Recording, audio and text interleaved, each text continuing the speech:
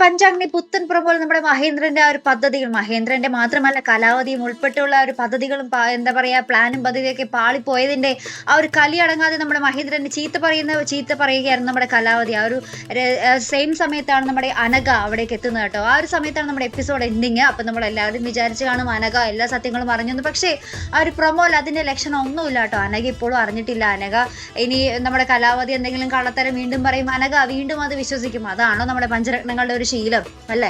അപ്പൊ എന്തായാലും നമ്മുടെ വിവേക് നമ്മുടെ ഹോസ്പിറ്റലിൽ അപ്പൊ നമ്മുടെ അനഘയുടെ അടുത്ത് വരുമ്പോൾ നമ്മുടെ അനഘയും നമ്മുടെ വിവേകും തമ്മിൽ പറയുന്നുണ്ട്, അഭിയേട്ടന് എന്തോ ഒരു മാറ്റം ഉണ്ടല്ലോ, അഭിയേട്ടന് ഇത് എന്ത് പറ്റി എന്നൊക്കെ ചോദിക്കുന്നുണ്ട്.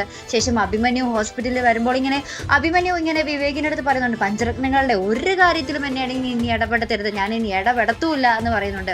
അപ്പൊ നമ്മുടെ അമൃതയ്ക്കും ആകെ സംശയം എന്ത് പറ്റി അഭിമന്യുവിന്. അമൃത സംശയിക്കേണ്ട ഒരു കാര്യമില്ല, കാരണം നമ്മുടെ അഭിമന്യു ചോദിച്ചതിനൊക്കെ കള്ളുത്തരമാണ് നമ്മുടെ അമൃത പറഞ്ഞത്. അപ്പൊ തന്നെ നമുക്ക് മനസ്സിലാക്കാം അഭിമന്യുവിന് എന്തോ മനസ്സിലായിട്ട് നമ്മുടെ അമൃതയോട് ദേഷ്യപ്പെട്ടതാണെന്ന്. അമൃതയ്ക്ക് ഇപ്പോഴും മനസ്സിലായിട്ടില്ല അഭിമന്യു തന്നെയോട് എന്തിനാണ് ദേഷ്യം കാണിക്കുന്നത്, അഭിമന്യു എന്തിനെങ്ങനെ പെരുമാറുന്നത് എന്നൊക്കെ തന്നെയാണ് നമ്മുടെ പഞ്ചരത്നങ്ങളുടെയൊക്കെ സംശയം കേട്ടോ.